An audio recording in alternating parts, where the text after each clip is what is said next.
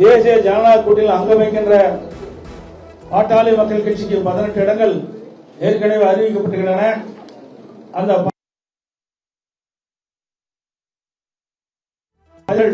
ஒதுக்கப்பட்ட விவரத்தை இப்பொழுது தெரிவிக்கின்றேன்.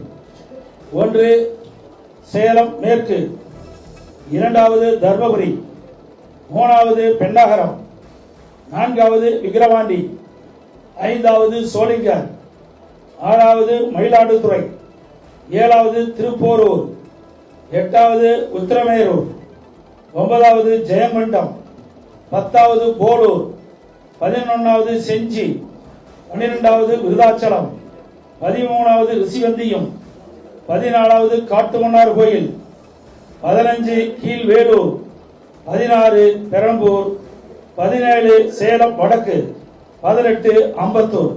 இந்த 18 சட்டமன்ற தொகுதிகள் பாட்டாளி மக்கள் கட்சி போட்டியிடும்.